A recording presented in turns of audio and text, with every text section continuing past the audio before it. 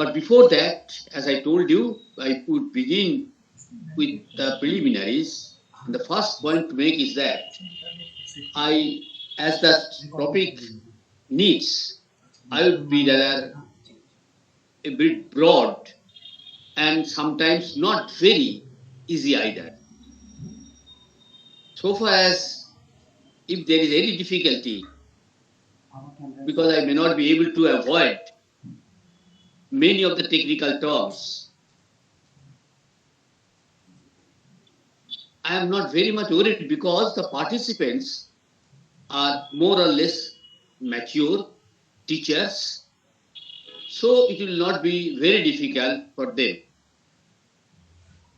But at the same time, from my own experience, I know that in our universities and colleges, ethics is a subject which is more or less neglected, at least comparatively neglected.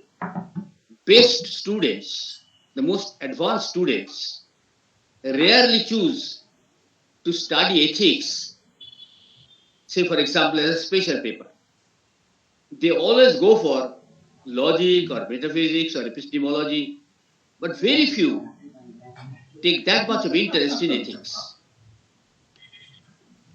It may appear that it is not the students only. Even the celebrated philosophers, they also sometimes undermine the importance of ethics.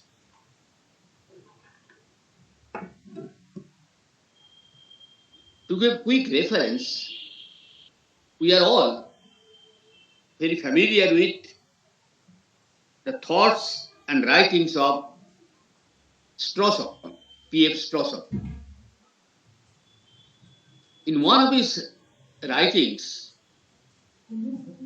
he referred to the philosophical trinity, the three major subjects of philosophy, and there ethics is not included. But still I would say this is a rare case.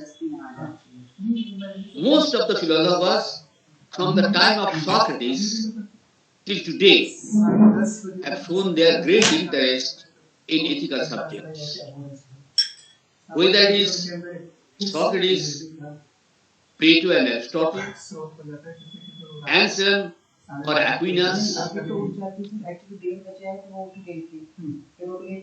Descartes, Hume, Kant, Hegel, who knows? And even nowadays also, down up to Moore and Ryle and McIntyre, they all have written substantive works on ethics. From this point of view, it is very difficult to decide which is our common attitude to ethics. Is it one of showing importance of it or neglect of it? I think the attitude is ambivalent. You will hardly ever find anyone writing on ethics, specializing in it, but not writing more substantive works on other subjects. Be that as it is, the position overall is this: even if as an academic subject, ethics is not that preferred as other subjects of philosophy or other branches of philosophy, yet on the whole, its importance has been recognized by all philosophers of all ages, and so far as I am concerned, of all cultures also. Having said that, the other more important preliminary point that I would like to make is this: that when the subject is broad, we often tend to speak in vague generalities which do not serve much purpose. But how to make a broad subject manageably within limits? Yes. Concrete.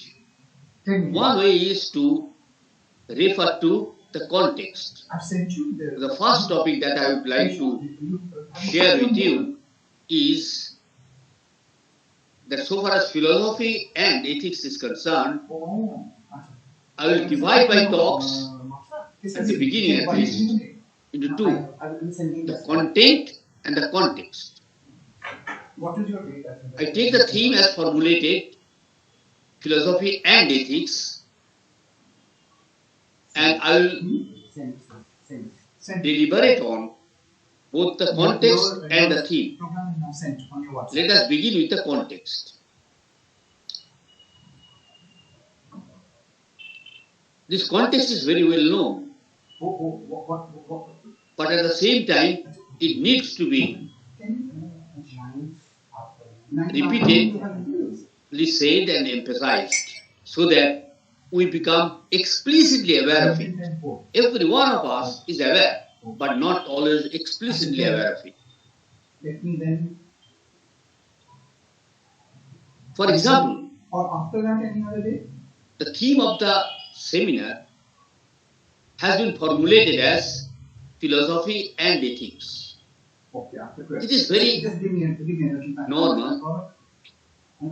It does not strike us anything strange. We are so habituated with it. But 170 years before, nobody could think of formulating such a topic in such a language. For the language, English, though it is an official language in India today, yet it is an undeniable fact that languages and their vocabularies have deep roots in the cultures of the original speakers of the language. The words philosophy and ethics belong to the vocabulary of the cultures of the original speakers of English, which we are not. Though English is an official language. Similar is, and it is, we have become so, it is a historical contingency, but we are so used to it that it hides many uncertainties, confusions, unclarities. So from the very beginning, we should be very careful about the formulation and the alien language. The situation, the context, therefore, is the situation in India, which is something unique and maybe to some extent absurd. Hardly there is any country, or many countries at least, where undergraduate and graduate students are expected to study as a matter of course and necessarily both indigenous and alien philosophies. A British or American university students are not compulsorily made to study Indian philosophy. We are made to study English philosophy. This peculiar situation would have been of great help in enriching our philosophy, which has not taken place actually. So there is one very strange thing that is happening. And what we do, we make a very, we make short of our task by simply qualifying an English word by the adjective Indian and thereby make it easy. So what is Indian philosophy? There is a subject called philosophy, we put Indian before it, and as if we understand what is Indian philosophy. I give another example. Say, for example, history. And if we put an Indian before it, and it becomes an Indian history, but what is it? We know history is a Western enterprise, and we believe that we have another word, itihas, which is an Indian word. It is a word coming from the time of the Upanishads. But when we use the word itihas, we almost regularly mean by it history. But if a historian is presented with what is Indian itihas, they call it mythology. This sort of confusion is very much there and widespread. So we should be very, very clear about it. And the problem, more specified, is the problem of translation. How to translate these words, philosophy or ethics, in the Indian context. It itself is a tremendous task. And we do not become aware because the words philosophy and ethics have become so familiar that we mistake the familiarity for clarity as we understand it. And by putting an adjective Indian, as if we also understand what is Indian philosophy. So this context has to be very much carefully noted. But what is the result then? If it is so difficult to understand even one single word and to find an exact synonym of it in another language. And philosophy is not language independent. So how is it possible to speak sensibly of philosophy and ethics and at the same time discuss what corresponds in India or Indian culture, philosophy and ethics? So this is a very peculiar situation and very difficult situation also. So what is the conclusion? Should we therefore give up the job of studying both the philosophies? Or study in complete oblivion of the difficulty of translating? My own view in the matter is different. I say that we need not have to be or need not give up the study of ethics and philosophy and also bringing together the Indian thoughts, the relevant thoughts in the matter. For one reason, in spite of the differences of languages, of different races and people, one thing still remains common, very close and common, and that is the common concerns. The people all over the world, they have certain common concerns. Even when their language is very much different, still some concerns are there. So, without taking the language problem so easily, without ignoring the problem, we should not be disheartened. We should try to address the concern that we have. And here actually, the people can meet, not in languages, but in the common shared concern. I give you just two examples, which is very relevant here. One example is this. People all over the world, in every race, they have one concern which is common. And the concern is, how is it that we do know what is moral, what is right, and still do not do what is right? So when we perform immoral actions, it is not because we do not know that the action is immoral. We know it is immoral and still we perform it. We know violence is bad. Violence is not good. It is not to be done. But violence is all over there. This is the concern which English people, Greek people, German people all share. Do we share it in India? Indeed we do. And it is a common sense among the Indians. Janami dharmam nachame pravritti. Janam dharmam nachame nivritti. I know what is duty, but I do not do it. I know what is wrong, and still I do it. So this concern, which is sometimes go by the name aprasia, the weakness of the will, whatever there is, this concern is common. And this concern makes or deliberating on the ethical themes so important today. It is not today only that the people are thinking like that.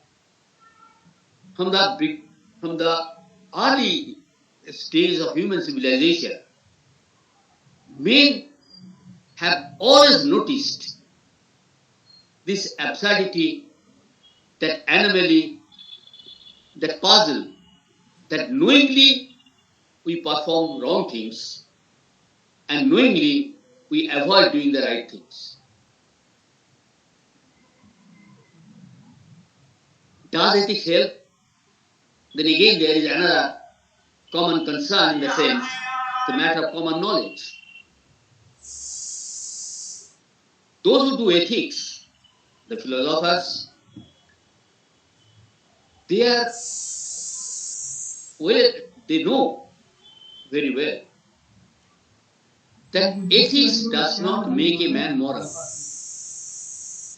It's Kant's famous statement, ethics does not make a man moral.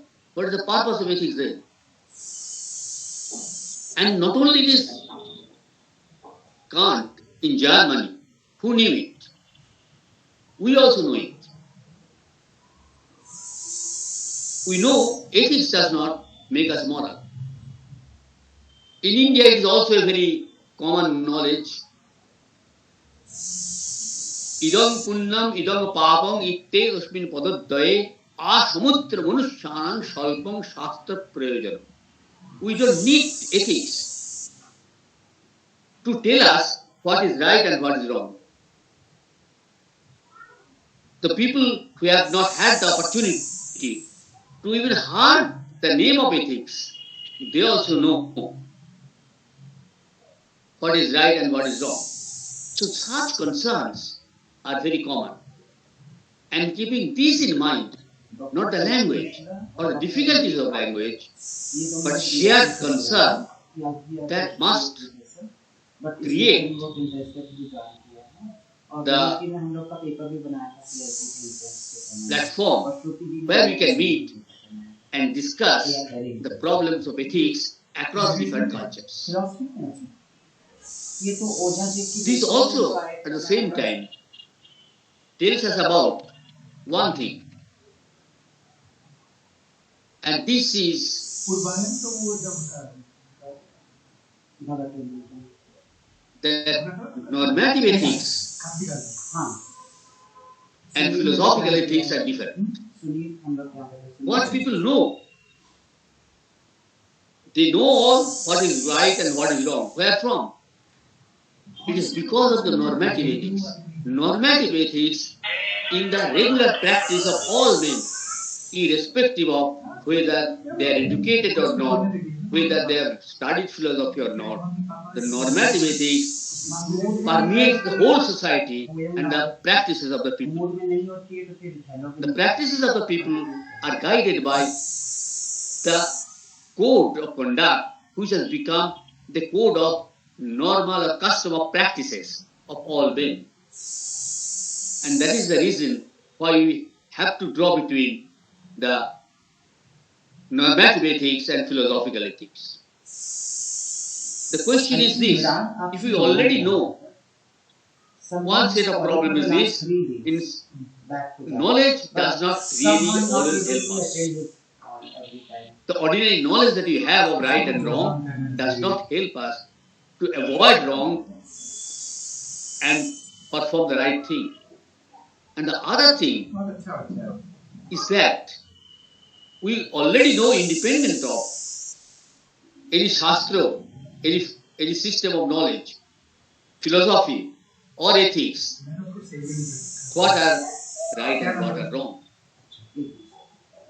If we know already what is right and what is wrong, then why should we need at all philosophy of ethics, philosophy of morals?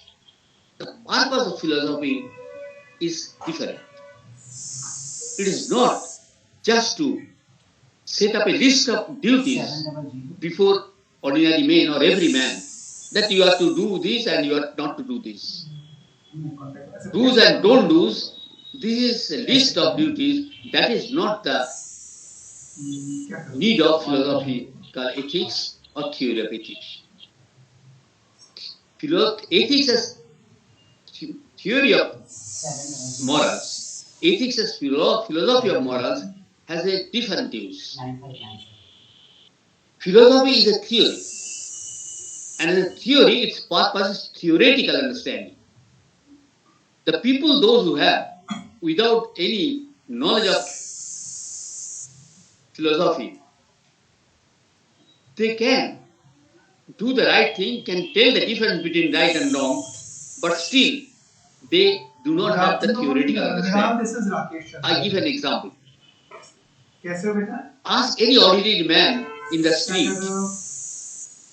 ask him to say or give an example of man, he will invariably and without any fault point out a man and tell the difference between a man and an animal. He will not point to a horse and say it's man, or point to a man and say it's horse.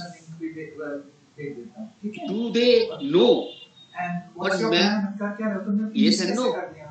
They know man or what is man by example. Theory is not needed for this. For example, such a person who has already known what is man and what is not, and has proved that he knows it, if he is presented with a perfect machine made to resemble a man very closely, and he speaks and converses, he will be quite confused whether to call it a man or not. So there are borderline cases which we cannot decide unless we have some theoretical criteria. The theoretical understanding needs some theoretical criteria which the man in the street doesn't have.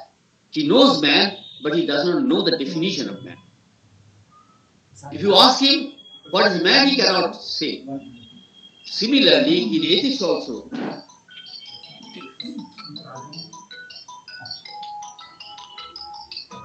just a minute, sorry.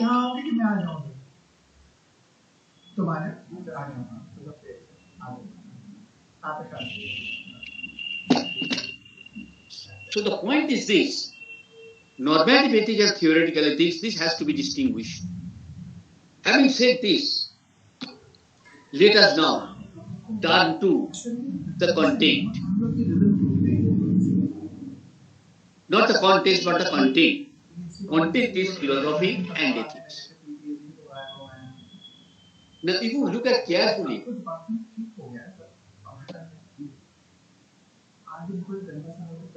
the word "and" that occurs between two terms, philosophy and ethics, is a conjunction. It conjoins the two things. But in the very act of conjoining, the word implies that the things it conjoins are different. Philosophy and ethics are different, and then it still conjoins it. If the two things are different, then the question becomes, well, if they are so different, then how is it possible to connected. What is the relationship between philosophy and ethics? So the idea is this. We have to understand that if philosophy and ethics are related, they can be related artificially, as also they can be related naturally. So what is the relation between the two? The first thing is this. There must be something in the very notion of philosophy, and there must be something in the very notion of ethics, so that they can be naturally related.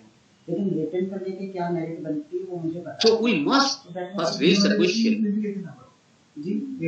is there anything in philosophy which relates it naturally to ethics? Is there anything in ethics which naturally relates it to philosophy? To put it differently, what is that sense of philosophy? What is that idea of philosophy which relates it naturally to ethics? What is that idea? And now we are in a very difficult task. For there are so many ideas, definitions, views about philosophy that it is very difficult to choose which is the one sense of philosophy which makes philosophy naturally related to ethics. Sometimes also, say for example, if we simply say that philosophy is a highly theoretical discipline and it includes, as an example, the philosophy of mathematics, who works with philosophy of mathematics as the paradigm of philosophy. It is not that easy to relate it to ethics. But what is that sense of philosophy, if there is any, which will naturally relate it to ethics? We have innumerable ideas and notions of ethics.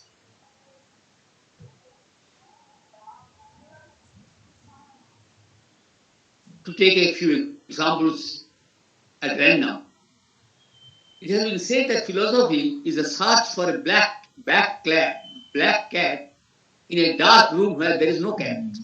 This is philosophy. It has hardly anything to do with ethics, I think.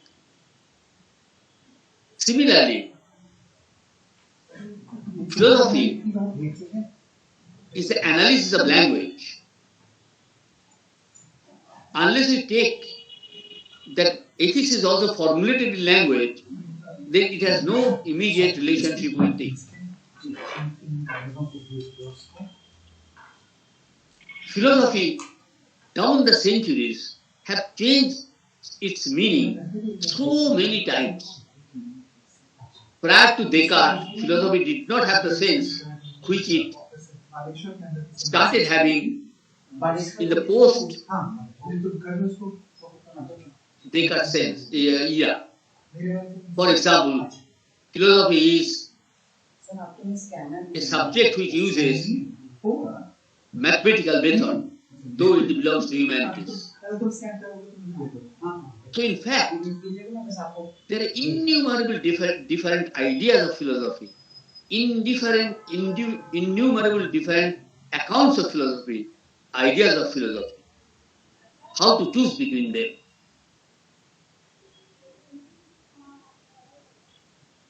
One sense,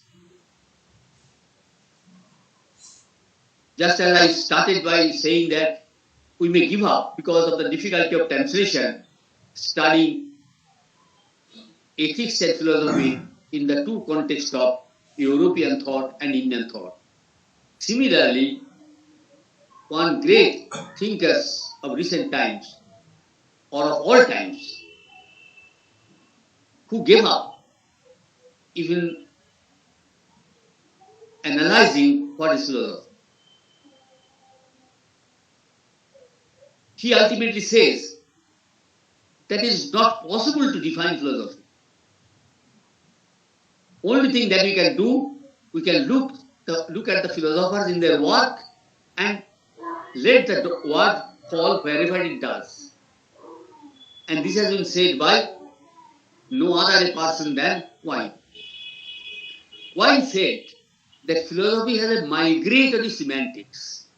It changes its meaning every now and then. So many times its meaning has been changed.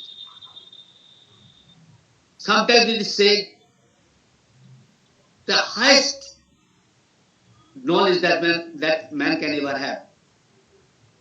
At other time, it has been said that philosophy is nothing but a collection of nonsenses. Philosophy is nonsense. It has been also said philosophy is the last choice of the wise and the first choice of the fools. So, under such circumstances, if we cannot fix the meaning of philosophy and find a particular meaning which will relate it naturally to ethics, then the very attempt to relate them will be mechanical. It will not really make any good sense.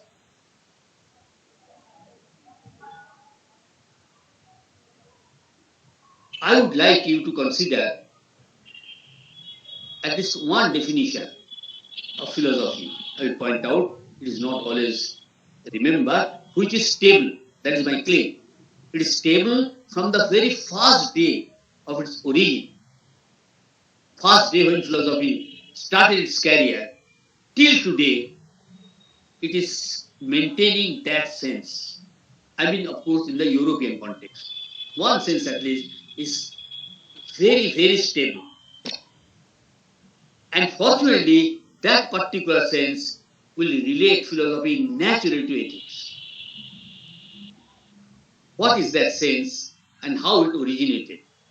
It needs to be carefully noted.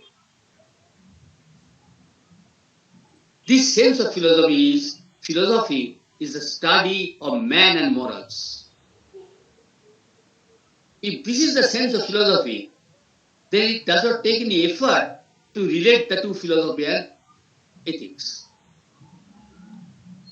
And I claim that this is the sense which philosophy got when it actually made its appearance in the Western country. This notion of philosophy we owe to Socrates.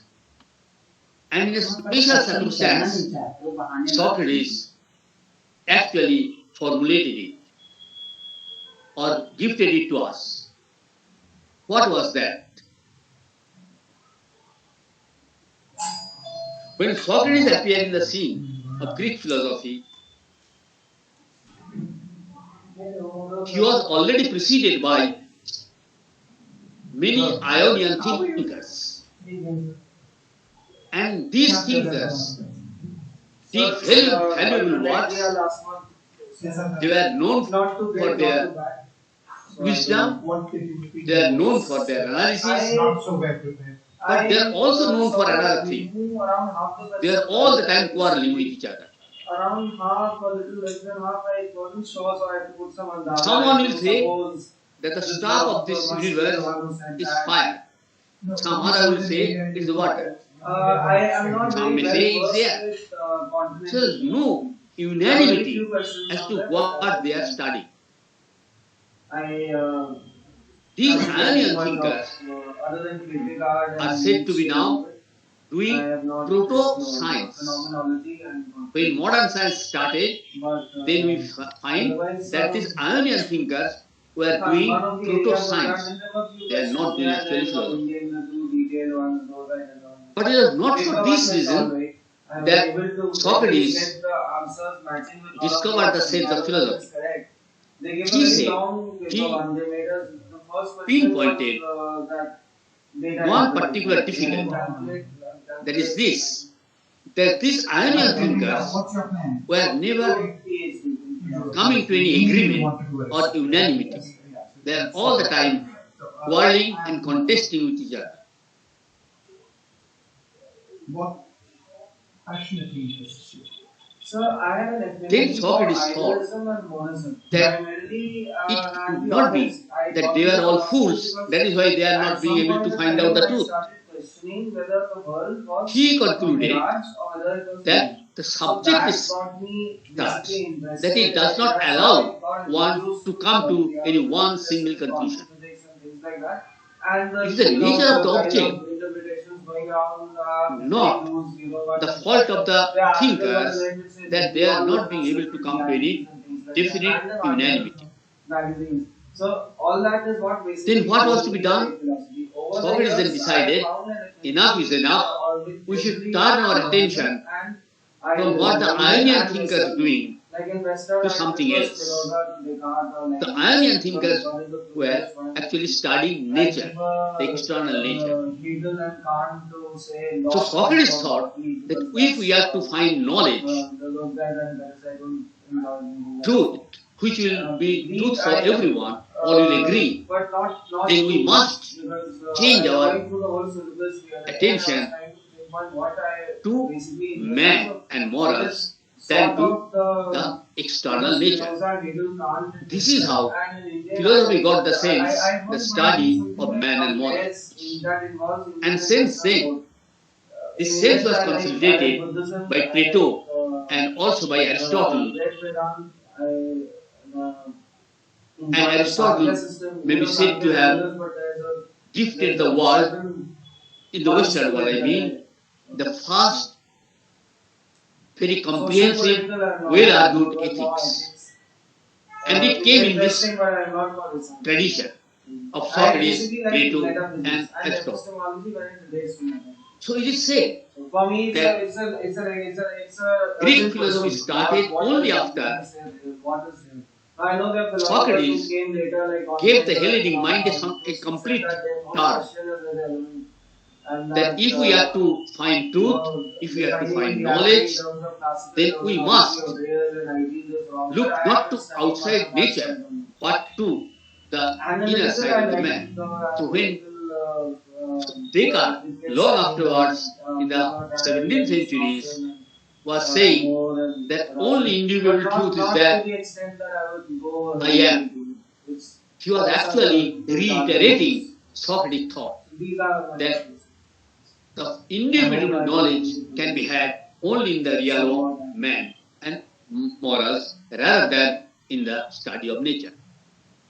Now, if we accept this sense, and this is still now, in which way it is still now continuing, this stable sense. Now, this, given the background, just I have explained the background, the idea that philosophy is the study of man and morals has a negative aspect also, and that is that philosophy is not the study of nature. So, the full idea of philosophy, to be honest, which Socrates is this, philosophy is not science, it is not the study of nature, but philosophy is the study of man and morals. And till today, philosophy and science are contrasted always. Philosophy is one thing and science is other. The latest formulation of this difference is due to the logical positivist, or as Ayer formulated it, the philosophy is a conceptual study and science is a factual study. Philosophy does not give us truth of facts. It is science only who can give us knowledge of the facts. What philosophy can give us, philosophy issues in series of definitions. Philosophy can tell us what certain words mean. It does not tell us what the reality is. So, traditional idea of philosophy as metaphysics, that it is a study of the fundamental principles of world, of the universe, It is a study of reality as distinct from appearance that has been totally abandoned. Or that type of philosophy, that is metaphysical philosophy, was considered to be a series of nonsenses. Only philosophy that is possible is linguistic philosophy or analytical philosophy, which philosophy issues in series of definitions. It does not tell us what fact is there, but it analyzes the meaning of the words. And this is exactly what the scientists, ironically, what the scientists actually condemn. One science his book has been read by almost all of you, A Brief History of Time by Hawking.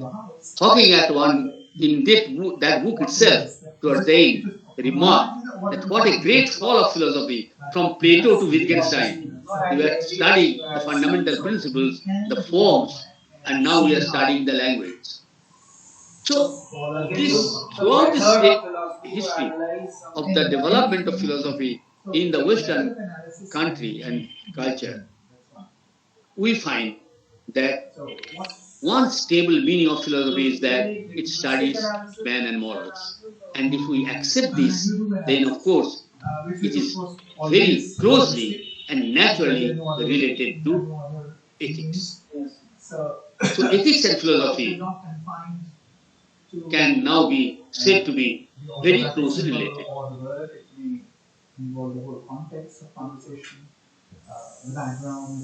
Now, the problem is this. We have now shifted the problem from philosophy and ethics to man and morals. For philosophy is now defined as the study of man and morals. Now the question is, what is the relationship between man and morals? The premise is that it's the and how they are related. I have so far explained how philosophy and ethics are related, but that cannot be fully clarified unless we can relate man and morals. What relates man to morality? Most of our language in actual conversation is Now, accompanied by tonalities, in one word, let us see first and then I will explain. What relates man to morality is what is called reason or rationality. So we now get a trio: man, rationality, and ethics. A conversation context. In the Greek world, a Greek for the first time, now the conversation actually came to the conclusion that there is such a thing as reason, and the reason is a universal faculty of human beings. Men are rational, and the rational animal. This rationality distinguishes man from lower animals. So rationality is the heart of humanity, and this rationality itself relates man with morality. How? It is Nicomachean ethics, one of the three treatises of Aristotle. The Greek thinking, as formulated by Aristotle, that reason is a universal possession of man. There is one single universal reason shared by all men, and this reason enables man to attain two types of wisdom. One was called Sophia, the other is called Phronesis. Sophia is the theoretical knowledge which we find in science, for example, or philosophy. But practical wisdom called Phronesis, that also is gifted to us by reason. That is actually the reason that is actually ethical or leads to morality. The Phronesis, or the wisdom, practical wisdom, is the wisdom that issues in the standard of actions, whereas Sophia gives the standard of theoretical listening. Now we find the close relationship between man and morality. man being rational and reason being the source of moral standard. Not believing in foundations, or not It is looking because for foundations, of this and still rationality doing philosophy, which is actually not doing philosophy. the part and parcel of man. It is unlike the desire The fact is that he and said that. So it's an inclinations which belong to the animal nature and animal nature of man. What is distinctive of man, as different from animal, is his rationality, in the anti-foundation, which issues or which results in some standards of action, which standards are universal. There are universal standards of if you are saying right or if you action, want to insist on and the from that we can also derive the universal standard of wrong action. So it is this reason or rationality that actually made it possible for man to become rational. But one point was not very clear among the Greeks. There is some hesitation whether to say that reason as a faculty of man is eternal or not. Or if it is eternal, where is it? Is it true? There is some hesitance. Then Rorty would say that this whole essence itself is based upon the either realism or and correct.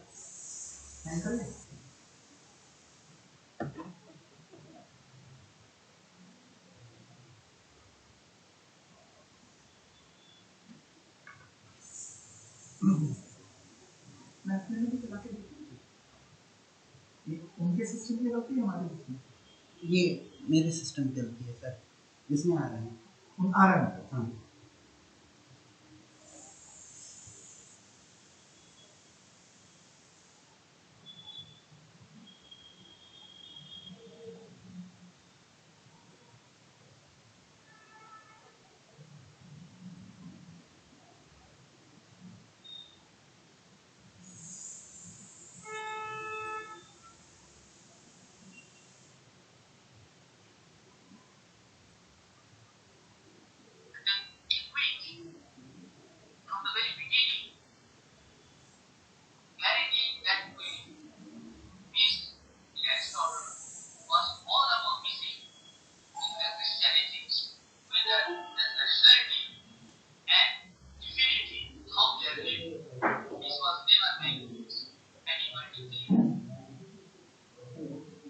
मुझे आने तो दो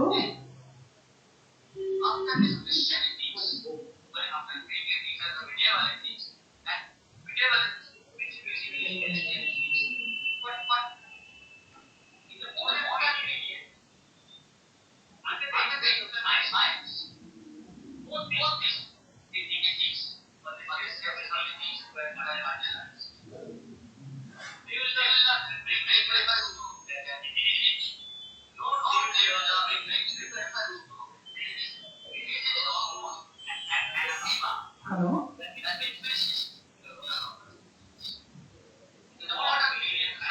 जी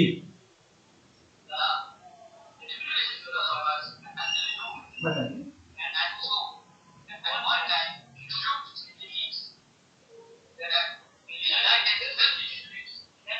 अच्छा minor subject का कोई separate syllabus नहीं है आप शायद उस मीटिंग में नहीं आते उसमें ये है डॉक्टर कि जैसे अगर किसी बच्चे ने फॉर एग्जांपल केमिस्ट्री बायोलॉजी और मैथमेटिक्स लिया तो केमिस्ट्री के दोनों पेपर्स लेगा और बायोलॉजी के दोनों पेपर्स लेगा और मैथमेटिक्स का अगर वो माइनर ले रहा है तो उससे पहला पेपर पढ़ेगा सबके जो सिलेबस है वही सिलेबस है और अगर वो माइनर ले रहा है तो उसका मतलब है उसे फर्स्ट पेपर हाँ ये वाली बात हमने कई बार करने की कोशिश की पर बड़ी मीटिंग में शायद लोग पूछ नहीं पाते हैं पर ये बहुत सिंपल सी बात है जी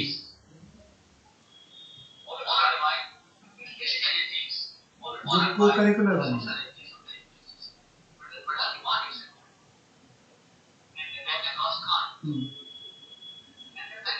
वो इंटरडिसिप्लिनरी नहीं होता। फर्स्ट सेमेस्टर में को-करिकुलर में, सेकंड सेमेस्टर में वोकेशनल। तो को-करिकुलर के भी कोर्सेज हैं वो फैकल्टी बोर्ड से पास हो गए हैं, लेकिन अभी एकेडमिक काउंसिल से नहीं पास हुए। तो बस हो जाएंगे तो फिर आपको वो ज़्यादातर स्पोर्ट्स के हैं। तो कोई सा भी स्पोर्ट्स का तो इन्होंने कोर्सेज बना दिए हैं स्पोर्ट्स वाले हैं, मतलब high average.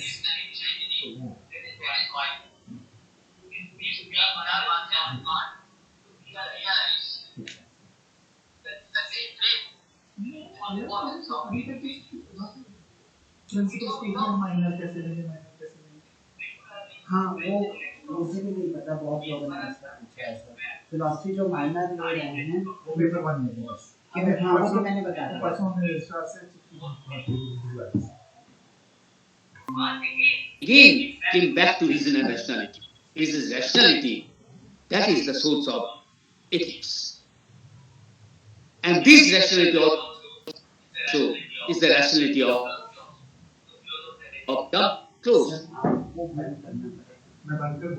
Aristotle's Sophia became the pure theoretical reason of Kant, and Aristotle's Phronesis became the practical reason of Kant.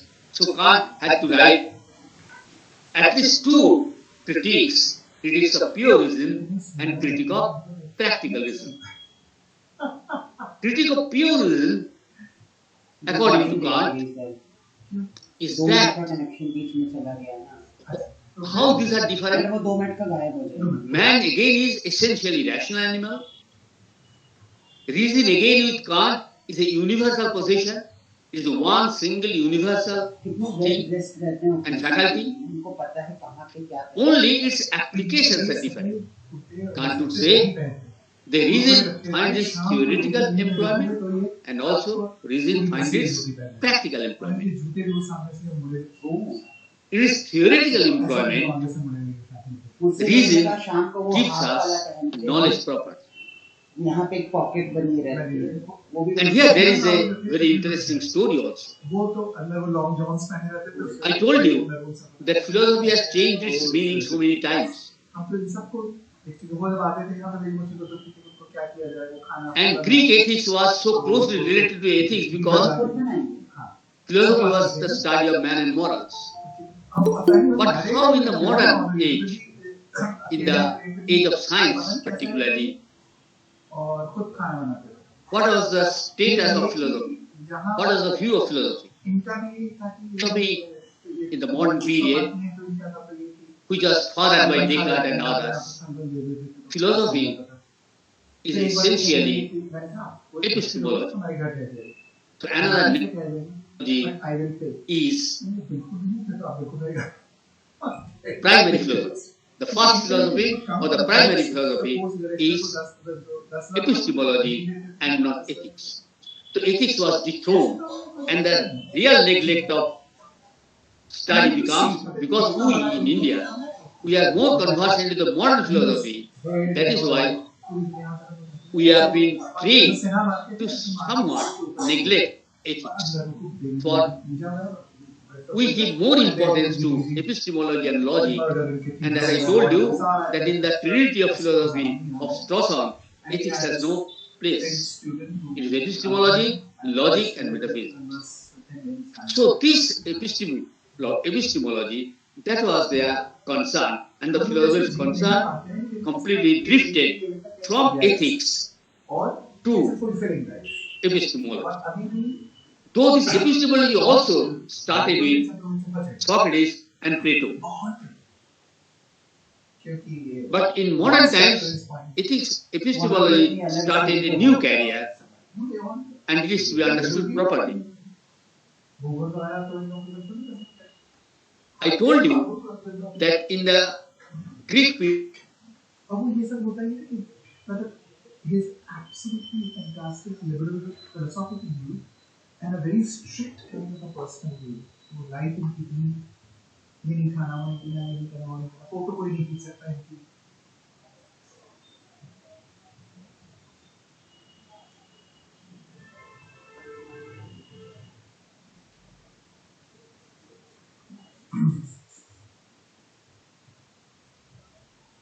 Mrinal, जो एक सवाल सबसे बड़ा सवाल है, अगर मॉडर्निज्म ट्रू है और ये पता चल जाता है कि हाँ सारी दुनिया का अल्टीमेट एलिमेंट एक ही है, तो क्या?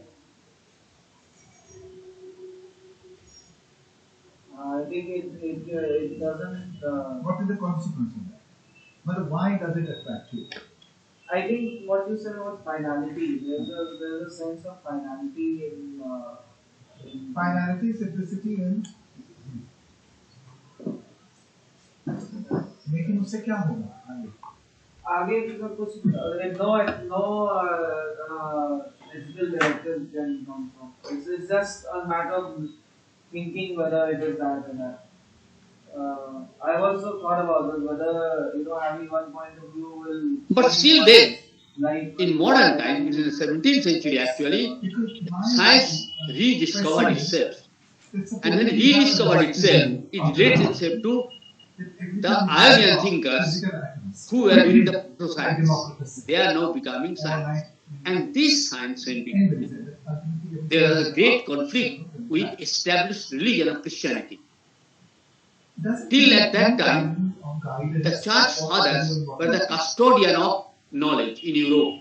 It guides you But in terms of analyzing. when the new science developed, many of the scientific discoveries, new knowledge, they say, were in conflict with Christian dogma.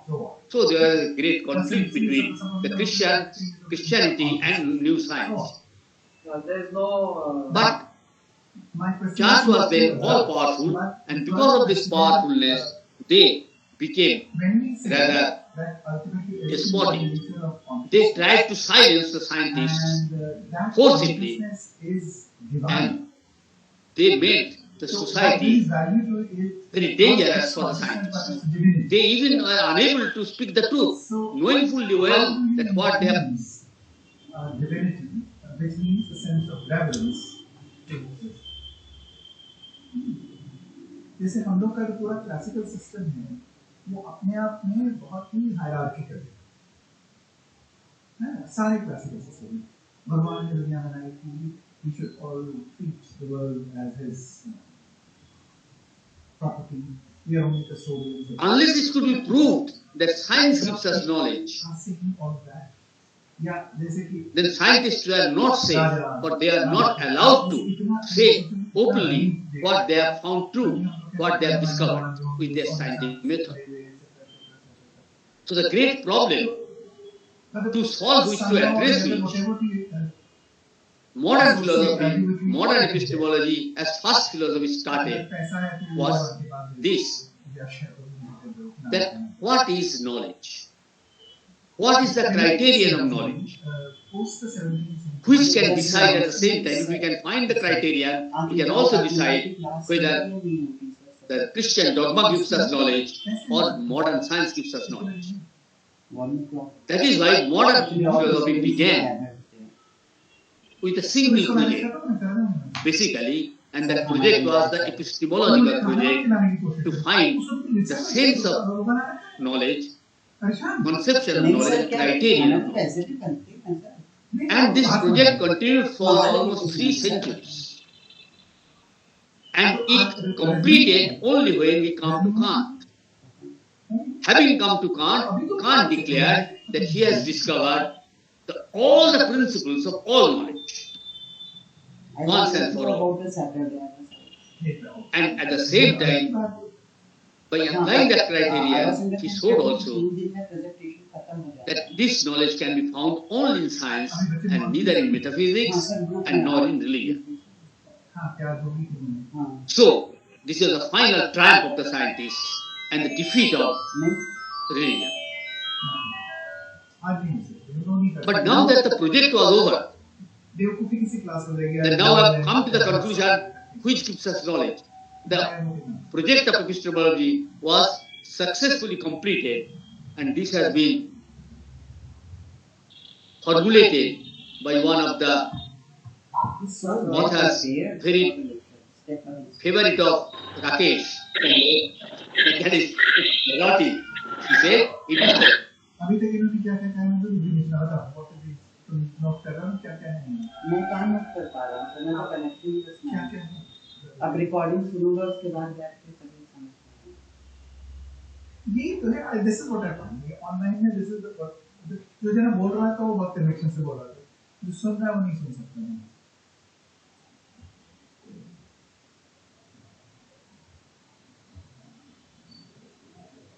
So Aristotle का कोई एक noise is there. Is it someone is saying something? Anyway, I do not understand what is it. कोई किसी की बात बोल रहा है। So the point is this: that Kant, as I told you, was really following Aristotle very closely. नहीं, इससे बेहतर। So he was, at the same time, he was having two lords. One was Socrates.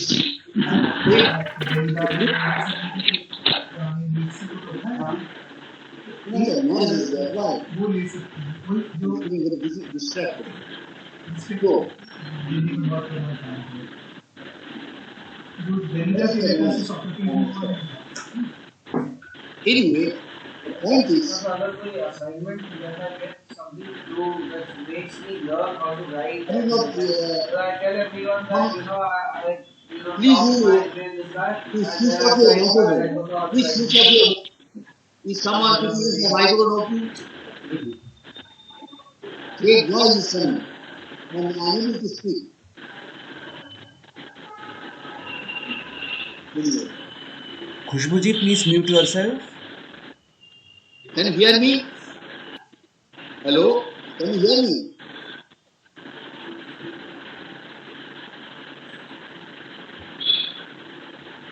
Can you hear me?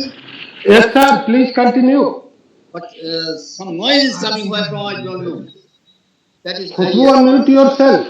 No, it is stopped. I think it is not here.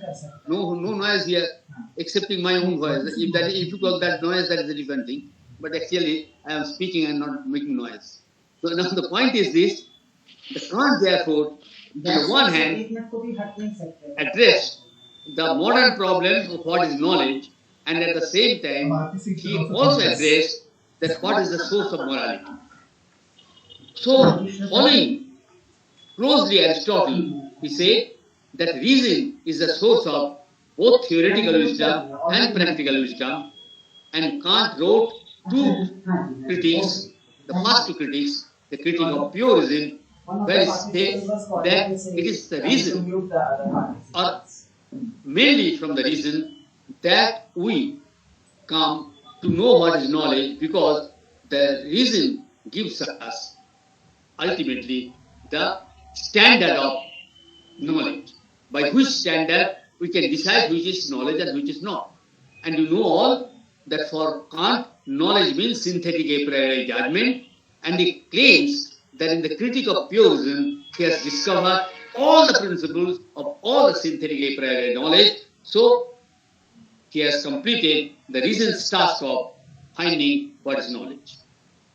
So far as the practical reason is morality is concerned, he says it is actually reason in its practical employment. That is what gives us morality. What is this practical employment?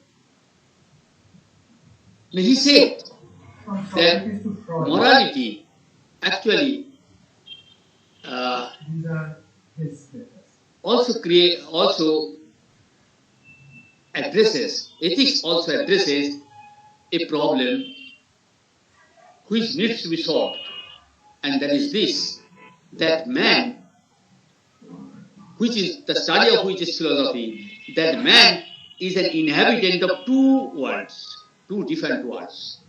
One is the natural world, mundane world, the world of science, in which world the animals are as good inhabitants as the men, and the other world is the rational world, that is actually the world which is not the normal natural world. How do you distinguish this? He says, in the natural world, the world of science, causality rules. The causal principles hold. causal Somehow explanation or the is the other best possible हम explanation. एक बार का phone receive नहीं करता On the other hand, तो आपने जब call back करना in the other world, non-natural world, नहीं पा रहा हूँ कि कुछ ऐसा चल रहा है it is not the causality that rules. What rules is actually rationality. This rationality is a different sort of rationality, and here reason rules. This reason is to be distinguished from the cause. The cause and reason, this distinction made very clear by Kant. The causality holds so long man is a natural animal, so long man is a corporeal being, he is a body, he is under the causal principles and dominated by it. But on the other hand, man's morality is not a thing of this natural world, simply. Man has another principle where the causality does not operate, but still reason operates. And in that field, what does reason do? Reason actually controls the animal nature of man and predominates. It defeats, it subjugates the animal nature of man. And actually, that I could make my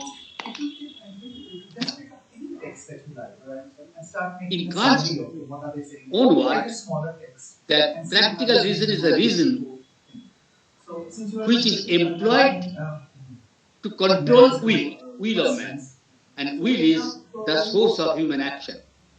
It is cognitive faculty, gives us knowledge, and the voluntary faculty, the faculty of will, the conative faculty, that gives us actions. Now these actions normally have the source in man's desires and inclinations. And that is the animal nature. So long man is an inhabitant of the natural world, he is dominated by his passions and inclinations. And these passions and inclinations issues in action. Man acts because he desires something, he desires pleasure. So all that are empiricists, utilitarian ethicists told us, Kant rejected those, and he was in favor of deontic ethics. He was started actually doing. So he said that ethical action issues only from controlled will. If will is not controlled, will is allowed to be dominated by man's passions, desires, inclinations, then the actions that result are not moral action. How that moral action can be there? Only when reason subjugates the passions and desires, and man acts not from passion or desires and inclination, but acts from reason. This reason, which determines will, is at the same time gives us all the standards of morality. We have seen that when reason controls the faculty of knowing, it gives us all the standards and principles of theoretical knowledge, and says when reason controls our will, it gives us all the standards of our morality. And this universal reason gives us one universal moral standard and principle known as the categorical imperative. This categorical imperative was particularly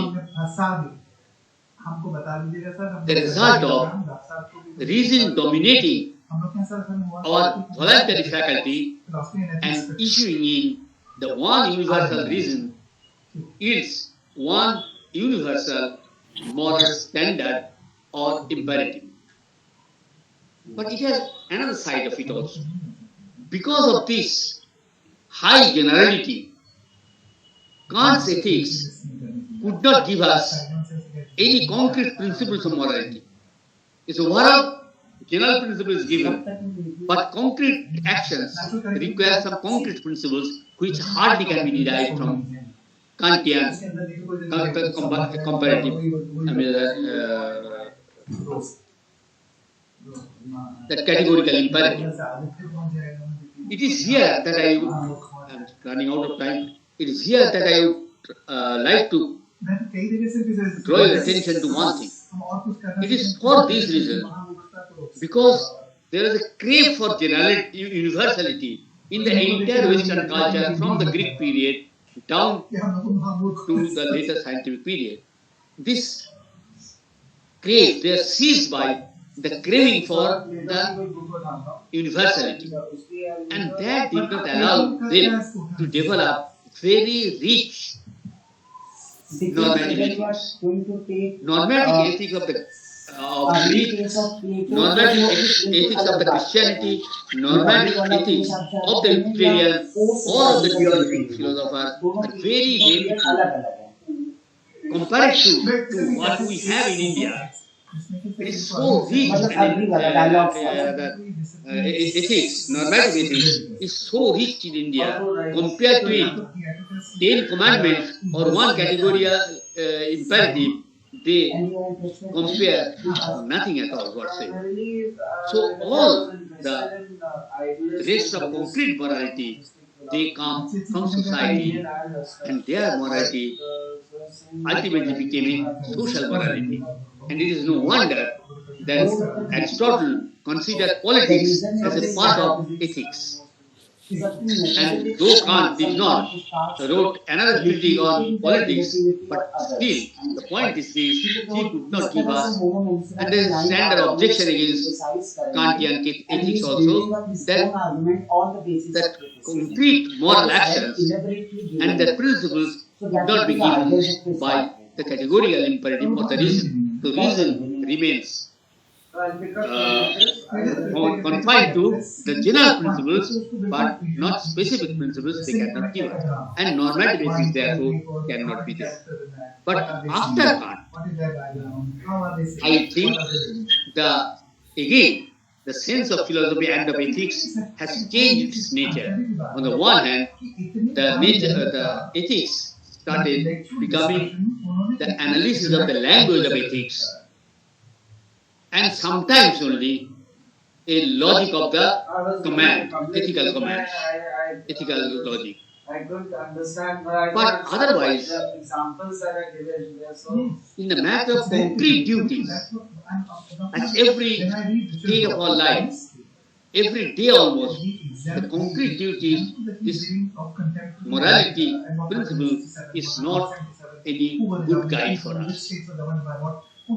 So where from the Christian people, where from the Western people get their ideas of this concrete morality or the normative ethics? They derive their normative ethics largely from the social practices and the social customs. So that is why, in my opinion, their ethics is difficult social ethics, and at one end, that is universal ethics, coming from the universal one, from the universal faculty of reason, and at the other end, the ethics is nothing but the actual social customs of the people. And on both these points, the Indian ethics is highly different, very much different. And one other reason is for this is this: India has never been seized by the desire for universality. We always were trying to find out the optimal generality. So the ethics of absolute universality and the ethics of optimal generality makes us a possible transition from the European ethics to Indian ethics, which I will take up in the next session. But so far as the European ethics is concerned, the major conclusions that I have given is this: the major problem of ethics was ultimately mixed up with their getting general knowledge. That is, which science could not give us. We have to get knowledge, and we also have to get morality. For man is essentially moral. And moral, reason and morality, they are so related that this, I find at least, the most natural way of relating philosophy to ethics in the Western context. This may not be the same in the context of India, but this is the one aspect of it. And the second aspect is this, that neither philosophy nor ethics remain the same, and the Greek ethics is virtually neglected, excepting for Kant. The Greek ethics is not the cup of tea of the Euro-American philosophers. So Greek ethics has been neglected, and if we find any new development of ethics as the analysis of the ethical language, then of course we also need to discuss the other few types of ethics, which is not possible now. On the one hand, there is existentialist ethics, and the other, the intuitionist ethics. The mood actually stands alone in his theory of ethics as basically a theory of good, which good, of course, is indefinable. So basic, if you have to formulate an ethical system, and you have to begin with some particular undefined basic concepts, the issue is between good and duty. Should we begin with good or should we begin with duty? Kant was, of course, with duty and Moore with good. Good is indefinable in Moore's system, and duty cannot be defined, empirically defined by, according to Kant. Kant gave a very good example, good reason for it. He said, and you know already that Kant's entire ethical thinking, and also to a large extent his theoretical, cognitive thinking, was against the empiricism of Europe at the time of the modern Europe. Now Kant says that if you do not take reason as the, or rationality as the source of morality, meaning thereby source of the notion and criterion of duty, what else can be as the criterion of duty? To Kant, there are only two options. Either experience, sensory experience, can give us a standard of morality and the ideas of morality, or it is reason. Kant's argument is this, that empiricism cannot give us the basic idea of morality or the fundamental universal principle of morality. It cannot give us universal principle of morality, for experience, when sensory experience, cannot give us anything universal. And it cannot give us the basic idea of ethics, for the reason is this, that the basic general idea of duty, empiricism can give only through one way, and that is by abstraction. So Kant says that how within empiricist framework we can get the very fundamental notion of morality that is called duty. The only option open for the empiricist was to abstract it from the actual actions of man. Man performs many actions, and from comparing those actions, we have to abstract certain notion and say that this is duty. Kant's argument was very beautiful. Kant says, well, you have to compare and contrast various actions and then abstract the notion of duty from there. But suppose you take in one go all sorts of action, moral, immoral, amoral, all sorts of action. There is no hope of abstracting from this the notion of duty. You can abstract the notion of duty only if you can compare and contrast the dutiful actions or moral actions. So there are two options.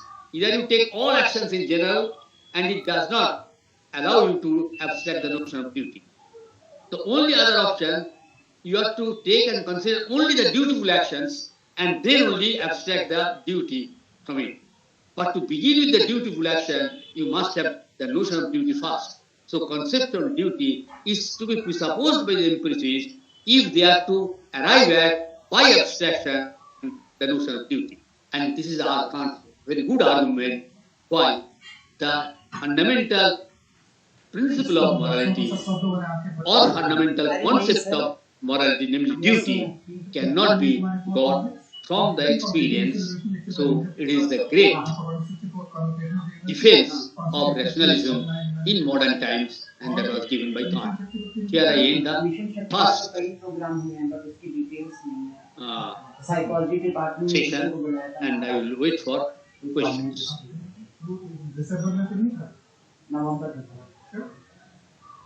Sure.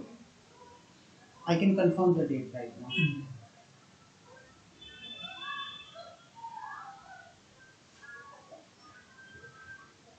Sir. Is there any question? Sir, आप कुछ comment Namaskar sir, this is Purbayan Jha from University of Gurbango. Purbayan. Sir, I cannot decipher you from here. Okay. Actually, I am opening the video. I don't know if it is network problem, and it's fascinating to listen to you, sir, after a long time. And every time we listen, we get some insights that help to our teaching and research also. So, sir, may I ask you one thing, that Kant's emphasis on, you have discussed about Kant's emphasis on, I think, the rationality or reason which subjugates our passion, not passion, but which subjugates our animality in us. But Hume actually gave so much importance on, David Hume gave so much importance on passion, and he said that it's the passion which is the driving factor, and he famously or infamously said that reason is and ought only to be the slave of the passion. So is it some the fundamental disagreement between Hume and Kant in terms of empiricism and rationality? But even Kant takes a critical position. His philosophy is not entirely rational, rather critical if we take his critique of pure reason. But yes, his emphasis on rationality is there in terms of ethics and in terms of our ethical decision making, and obviously categorical imperative. It actually, it's not any type of question, but I find it interesting in terms of the disagreement between Kant and Hume, that Hume said that sympathy is there is some sort of feeling that should drive a person when he is taking an ethical perspective. But is Kant not giving any importance to our feeling or that soft part of the human beings? I would like to hear from you, sir, a little bit in this respect. Thank you, sir. Now, as for the question, I told you that Kant does give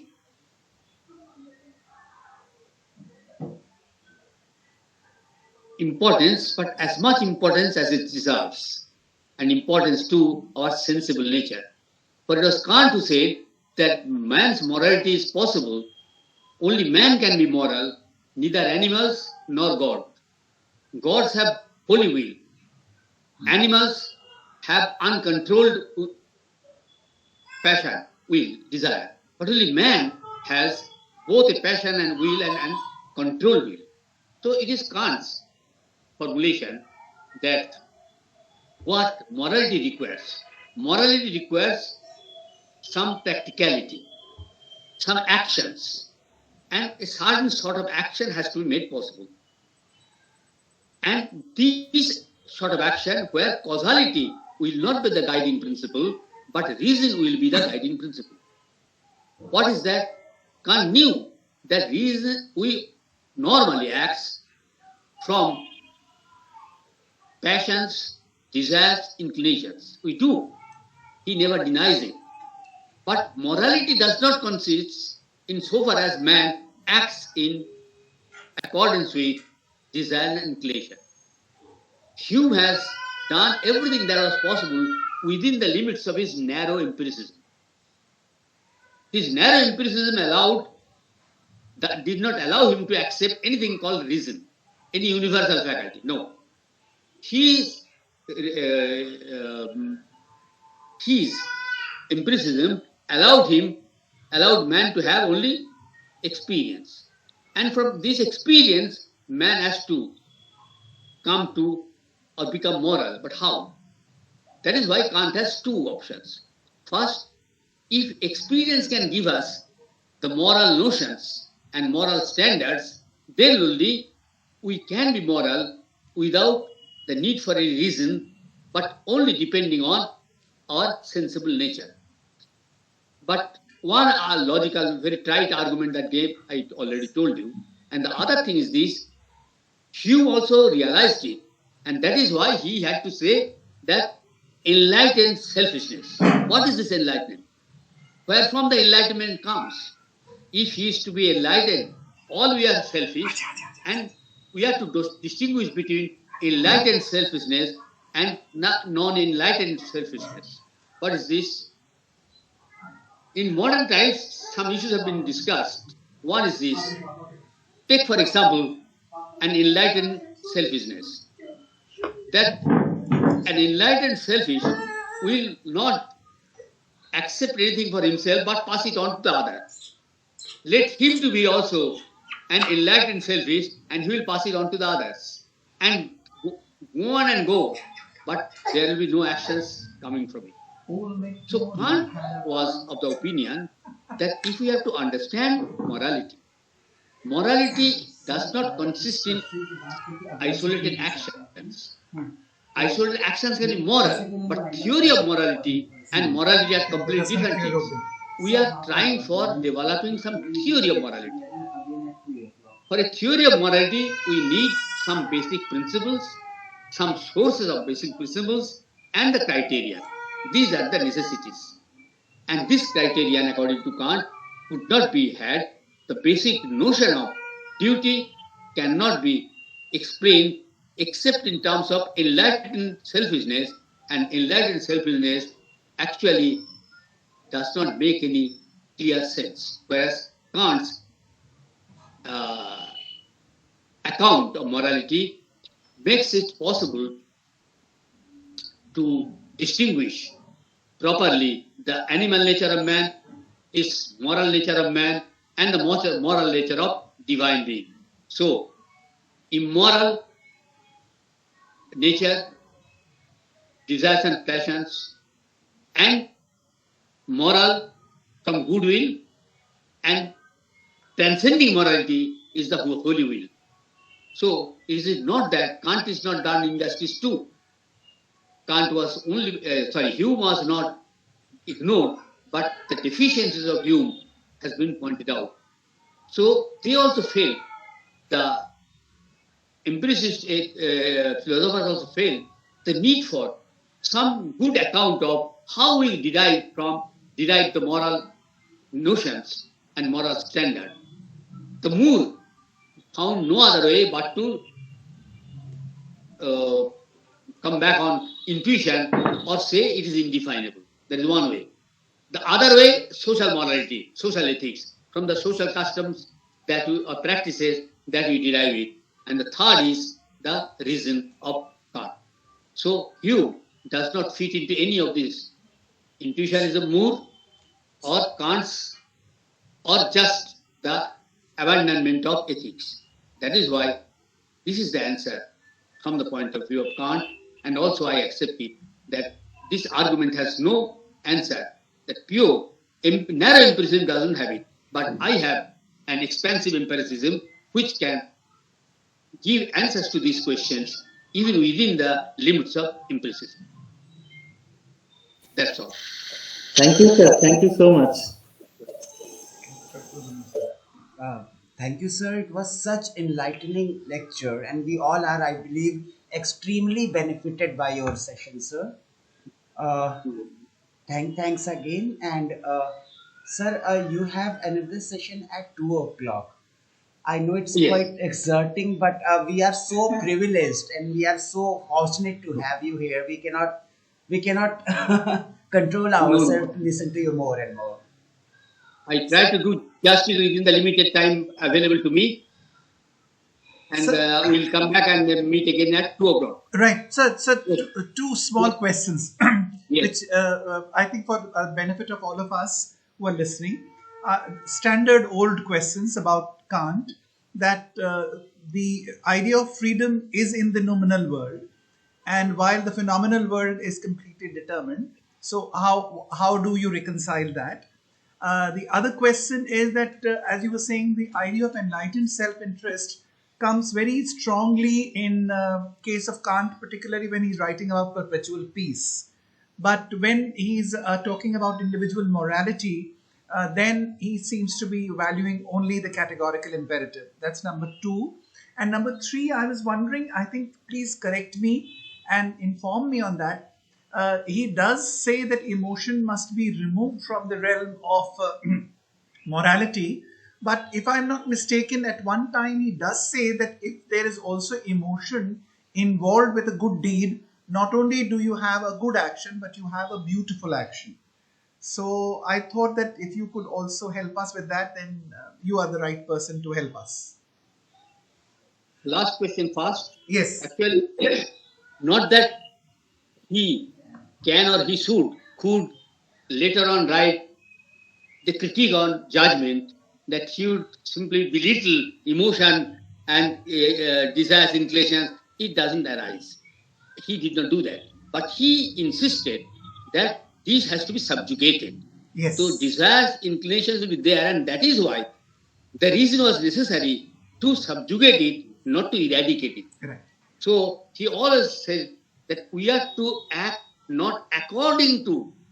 This is the Emotion, confusion right. of Not impelled often we by that, think yes. that we are doing duty, that we are doing according to the standard, but actually we are not doing from the standard, but category imperative, but according to it. So, so far as the first question is, so therefore, it is not that Kant was oblivious of the fact that man cannot give his corporeality, nor he can give his sensuous nature, but he can still free himself. Free himself in the sense only by subjugating it. So therefore, sometimes man can free himself from the dominance of desire and inclination. The desire and inclination is there, and that is the very heart of moral actions, that you have to be able to dominate over the baser nature of yourself. Right. That is why man only can have rationality, neither God nor animal. And what is their speciality? The God does not have this desires and inclinations. The animals have only desires and inclinations. Man has both, and that is why the problem of morality comes only in case of man. And this is one respect in which